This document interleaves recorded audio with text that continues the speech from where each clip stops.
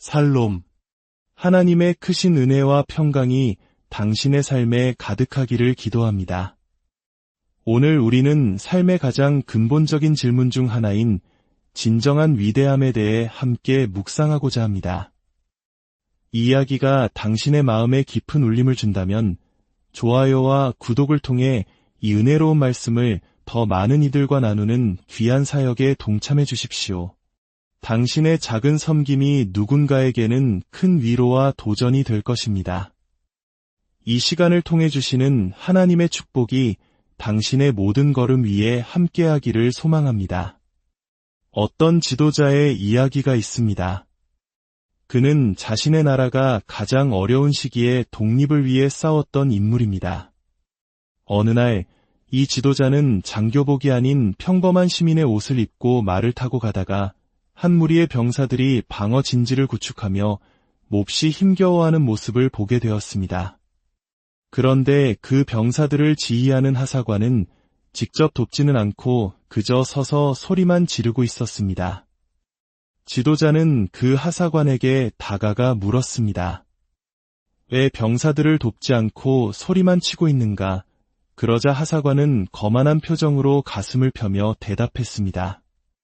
저는 하사관이기 때문입니다. 계급이 높은 자신이 굳은 일에 손을 댈 수 없다는 뜻이었죠. 그 말을 들은 낯선 신사는 아무 말 없이 말에서 내렸습니다. 그리고 지친 병사들에게 다가가 흙을 나르고 무거운 통나무를 함께 옮기며 땀 흘려 일했습니다. 마침내 모든 작업이 끝났을 때 그는 하사관에게 다가가 말했습니다. 하사관님, 다음에 또 이렇게 인력이 부족한 힘든 일이 생기거든 총사령관에게 전령을 보내시오. 내가 다시 와서 돕겠소. 그제야 하사관은 자신이 누구 앞에서 거만을 떨었는지 깨달았습니다. 그 낯선 신사는 바로 총사령관 조지 워싱턴 장군이었던 것입니다. 이 이야기는 비단 한 나라의 역사를 넘어 진정한 리더십과 위대함이 어디에서 나오는지를 보여주는 깊은 교훈을 담고 있습니다. 어쩌면 우리 역사 속에서 백성을 깊이 사랑했던 세종대왕과 같은 위대한 지도자의 모습이 떠오르기도 합니다. 이 이야기 속의 하사관처럼 우리 역시 섬기기보다는 섬김받기를 더 좋아하는 경향이 있지는 않습니까? 우리는 그리스도인으로서 섬김에 대해 이야기합니다.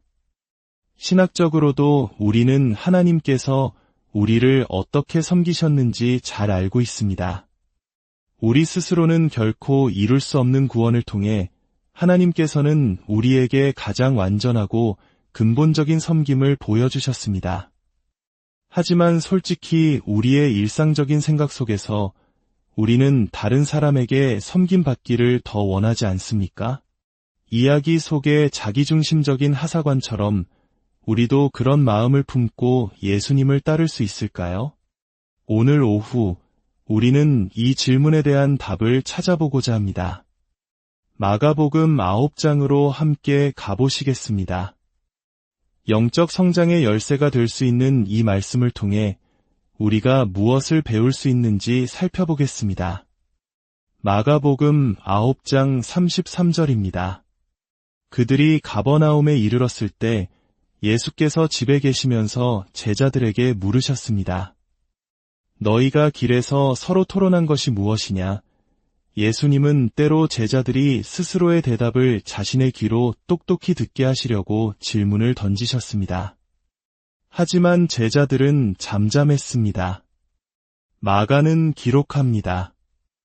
이는 그들이 길에서 누가 가장 크냐 하는 문제로 다투었기 때문입니다. 예수께서 자리에 앉으신 후 12 제자를 불러 말씀하셨습니다. 누구든지 첫째가 되고자 하면 모든 사람의 꼴찌가 되며 모든 사람을 섬기는 자가 되어야 하느니라. 예수님과 제자들은 이스라엘 북쪽 가이사랴 빌립보에 있다가 갈릴리로 돌아와 가버나움에 도착했습니다. 가버나움은 갈릴리 호숫가의 도시로 베드로를 비롯한 몇몇 제자들의 고향이기도 했습니다. 예수님의 초기 사역에 있어 매우 중요한 장소였죠. 그들이 한 집에 들어갔을 때 예수님은 길에서 무엇을 두고 논쟁했는지 물으셨습니다. 34절은 그들이 누가 가장 위대한가를 두고 다투었다고 설명합니다. 제자들의 이러한 논쟁은 어쩌면 오늘날 끝없는 입시 경쟁과 승진 경쟁 속에서 누가 더 나은가를 끊임없이 비교하며 살아가는 우리들의 모습과도 닮아 있습니다. 마가복음에서 길 위에서라는 표현은 특별한 상징적 의미를 지닙니다. 예수님께서 제자들을 가르치시는 중요한 순간들은 대부분 길 위에서 일어납니다. 그리고 그 길은 궁극적으로 어디로 향하고 있었을까요? 바로 십자가를 향한 길이었습니다. 예수님은 제자들을 가르치시는 매 순간 한 걸음 한 걸음 십자가를 향해 나아가고 계셨습니다. 그분은 말로만 가르치신 것이 아니라 제자들은 상상조차 할 수 없는 지극히 자기 희생적인 섬김의 길을 온몸으로 걸어가시며 진정한 위대함의 본을 보여주고 계셨던 것입니다. 예수님은 종종 질문을 통해 가르침을 시작하셨습니다. 사람들이 나를 누구라고 하느냐? 그러면 너희는 나를 누구라고 하느냐? 사람이 온 천하를 얻고도 자기 목숨을 잃으면 무엇이 유익하리요? 질문은 듣는 이로 하여금 그 문제를 더 깊이 생각하게 만듭니다. 제자들은 예수님의 질문에 침묵했습니다. 자신들의 논쟁이 얼마나 부끄러운 것이었는지 깨달았기 때문입니다. 누가 가장 위대한가에 대한 그들의 논쟁은 하나님 나라의 본질에 대한 깊은 오해에서 비롯된 것이었습니다. 1세기 문화는 오늘날보다 훨씬 더 지위와 신분에 민감했습니다. 주인과 종, 스승과 제자처럼 모든 관계에는 명확한 상하 질서가 있었습니다. 하지만 그렇다 할지라도 제자들은 더 잘 알았어야 했습니다. 예수님께서 이미 자신의 고난과 죽음에 대해 예고하셨음에도 불구하고 그들은 그 의미를 깨닫지 못했습니다. 메시아이신 스승이 고난의 길을 말씀하시는데 제자들은 그 옆에서 누가 더 높은 자리를 차지할 것인지를 다투고 있었던 것입니다. 신학자 칼뱅은 이를 으뜸이 되려는 어리석은 가려움증이라고 표현했습니다. 예수님은 그 시대의 가치관을 완전히 뒤엎으셨습니다. 스승의 당연한 자세인 자리에 앉으셔서 그들을 가르치셨습니다. 누구든지 첫째가 되고자 하면 모든 사람의 꼴찌가 되며 모든 사람을 섬기는 자가 되어야 하느니라. 이 세상의 위대함은 덧없는 것입니다. 감리교의 창시자 존 웨슬리는 의회 개회식에 참석하여 왕을 본 후 자신의 일기에 이렇게 적었습니다. 왕의 이마에는 나이의 주름이 깊었고 근심으로 가득 차 있었다. 이것이 세상이 왕에게 줄 수 있는 전부란 말인가. 어깨를 짓누르는 무거운 예복, 금과 보석으로 치장한 가발. 아, 인간의 위대함이란 얼마나 하찮은 장난감인가. 세상의 모든 위대함은 하나님 자신의 위대함 앞에서 빛을 잃습니다.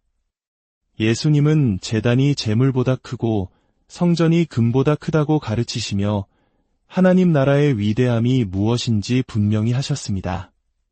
더 나아가 그분은 스스로가 성전보다 더 크신 분임을 선포하셨습니다.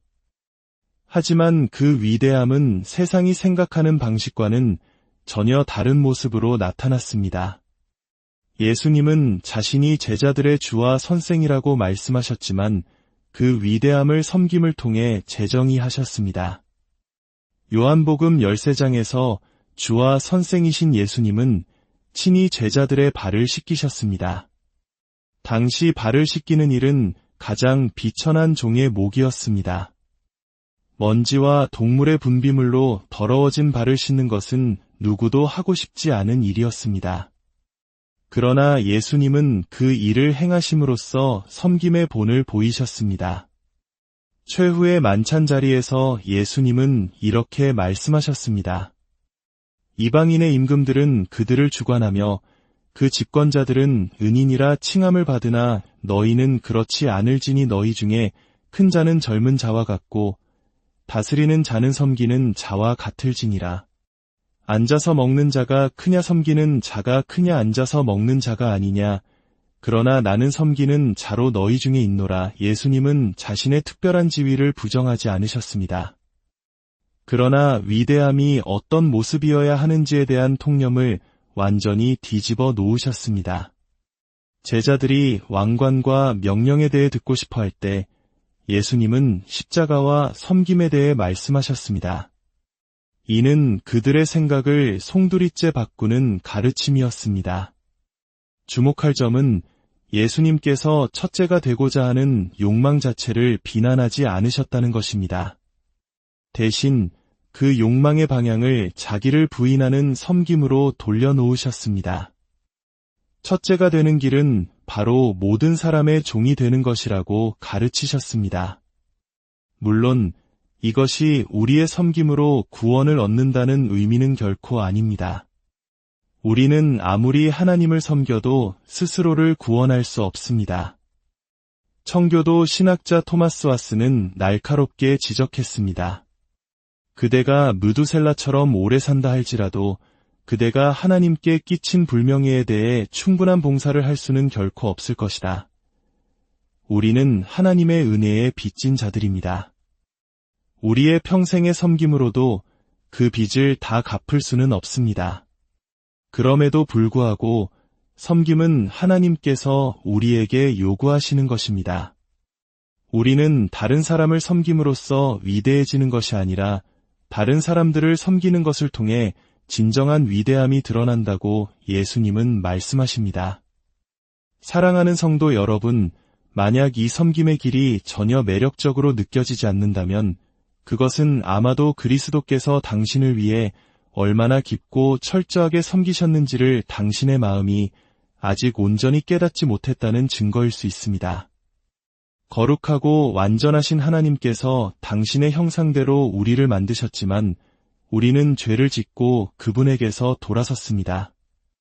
우리는 하나님의 공의로운 심판을 받아 마땅했습니다. 그러나 그 놀라운 사랑으로 하나님께서는 친히 인간의 몸을 입고 이 땅에 오셨습니다. 완벽한 삶을 사셨고 자신이 지지 않아도 될 십자가에서 우리의 모든 죄를 대신하여 죽으셨습니다. 하나님은 그를 죽은 자 가운데서 다시 살리셨고 이제 우리를 부르십니다. 이 부활하시고 승천하셔서 다스리시는 메시아를 믿으라고 말입니다. 만약 당신이 이 메시지를 듣고 진정으로 믿는다면, 당신이 그리스도를 신뢰한다면 그 믿음은 당신의 삶의 모든 영역을 사로잡을 것입니다. 당신이 다른 사람들과 관계를 맺는 방식에서 성령의 열매가 드러날 것입니다. 우리가 갚을 수 없는 빚을 그분께서 대신 갚아주셨습니다. 죄를 알지도 못하신 이가 우리를 대신하여 죄가 되신 것은 우리로 하여금 그 안에서 하나님의 의가 되게 하려 하심이라. 위대한 교환이 우리를 위해 일어났습니다. 이것이 우리가 섬김에 대해 생각하는 모든 것의 기초가 되어야 합니다. 그렇다면 위대함, 이 섬김은 우리 삶에서 어떤 모습으로 나타나야 할까요? 우리는 죄의 속박에서 해방되었지만 마음대로 살거나 자신을 섬기도록 해방된 것이 아닙니다. 우리는 이제 다른 사람을 섬기도록 부름받았습니다. 만약 우리 마음에 다른 사람을 섬기고자 하는 열망이 전혀 없다면 우리는 하나님으로부터 어떤 섬김을 받았는지 정말로 알고 있는지 스스로에게 물어볼 권리가 있습니다. 어떻게 하면 잘 섬길 수 있을까요?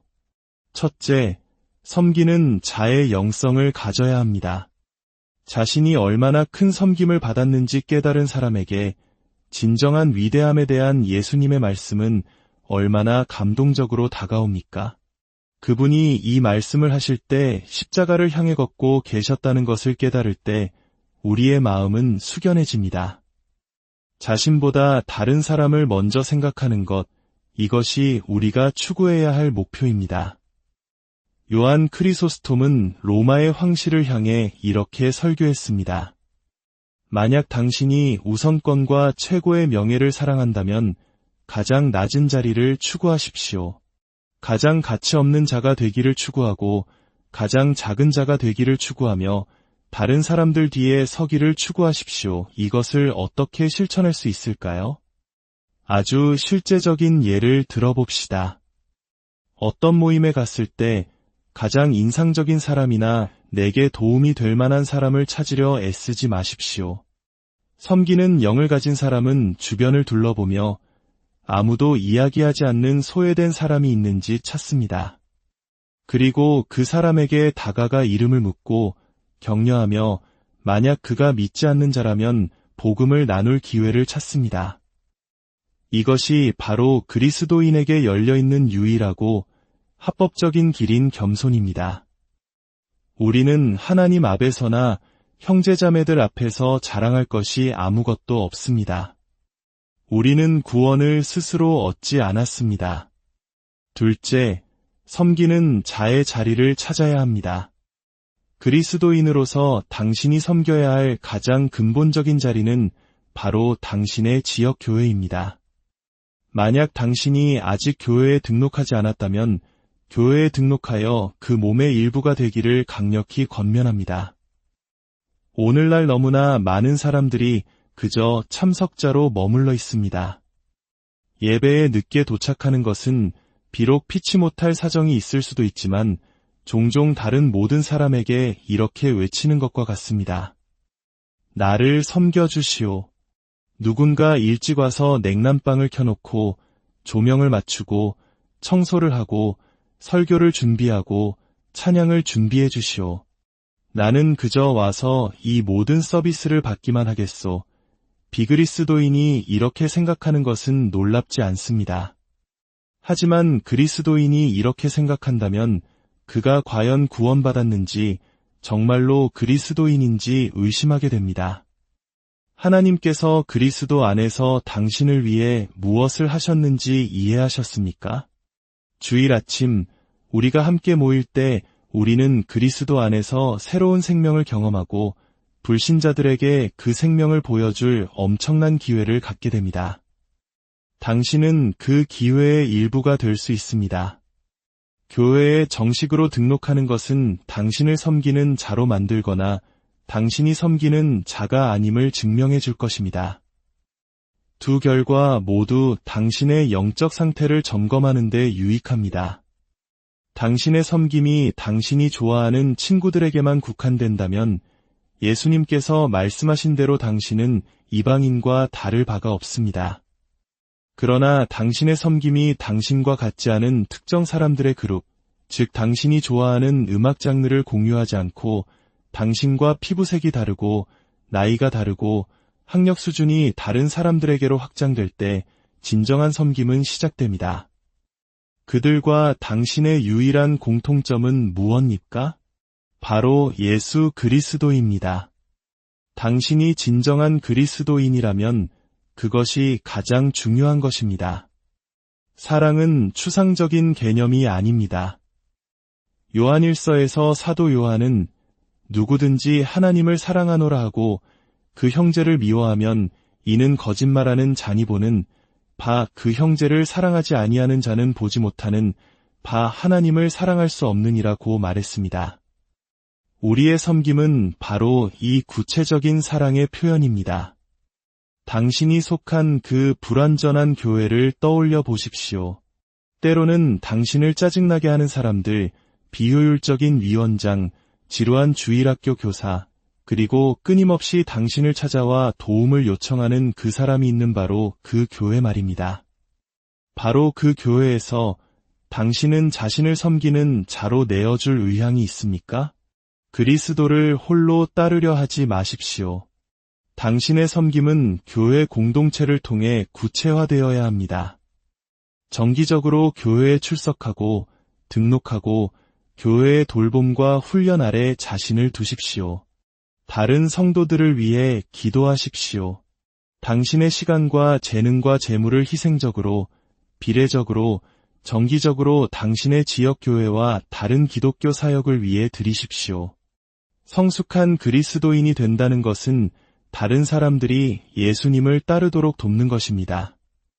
복음 전도와 제자 양육은 그리스도인의 삶의 기본적인 요소입니다. 조직 신학책을 읽는 것에만 만족하지 마십시오.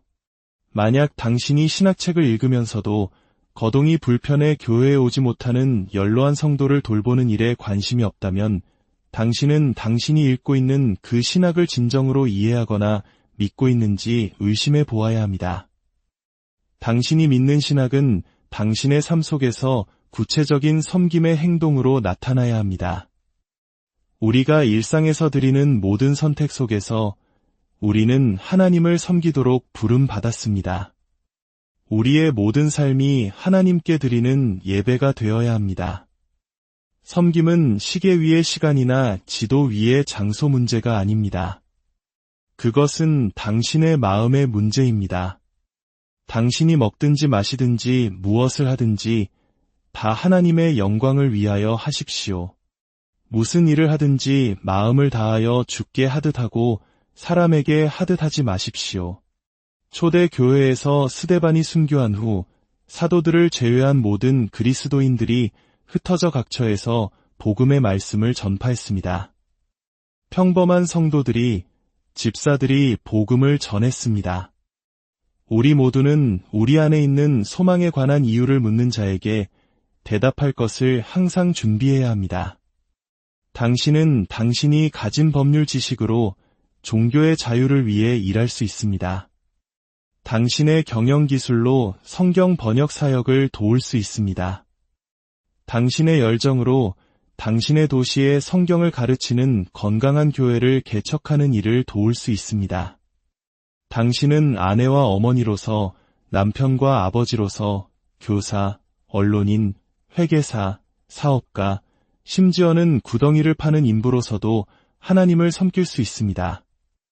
당신은 입양을 통해 다음 세대에게 복음을 전하는 부부가 될 수도 있습니다. 한 형제님이 어린 아들들을 데리고 나라를 위해 헌신하다 부상당한 군인들이 있는 병원을 찾아간 이야기가 있습니다. 그는 아들들에게 자유의 대가를 가르쳐주고 싶었을 뿐만 아니라 그들에게 그리스도의 사랑을 보여주고 싶었습니다. 그리고 그는 그곳에서 만난 한 군인을 교회로 데려왔습니다. 이것은 교회의 특정 직분이 필요한 일이 아니었습니다. 이것은 그리스도인으로서 깊이 생각하고 행동한 결과였습니다. 사랑하는 친구 여러분, 당신도 그렇게 할 수 있습니다. 당신은 다른 누구도 할 수 없는 독특한 방식으로 그리스도를 위한 섬기는 자가 될 수 있습니다. 왜냐하면 다른 누구도 당신이 있는 바로 그 자리에 있지 않기 때문입니다. 예수님은 모든 그러한 섬김이 그분께 드려질 때 그것이 바로 그리스도인으로서의 진정한 위대함이라고 가르치셨습니다. 제자들은 놀랐습니다. 그들은 위대함이 다른 모습일 것이라 생각했습니다. 그러나 하나님은 섬기는 종의 모습으로 세상에 오셨습니다. 만약 당신이 그분을 따른다고 고백한다면 당신의 삶 또한 그 섬김의 길을 따라가야 하지 않겠습니까? 함께 기도하겠습니다. 주님, 저희 마음속의 이기심과 스스로를 부당하게 아끼는 모습을 주님 앞에 고백합니다. 주님, 저희의 삶을 온전히 당신께 내어드리는 기쁨과 의지를 허락하여 주시옵소서. 저희가 결코 스스로를 섬길 수 없었던 것처럼 당신께서 저희를 섬겨주셨음을 고백합니다. 이제 주님, 저희 마음에 불을 붙여주시어 저희가 할 수 있는 동안 당신을 섬기게 하옵소서.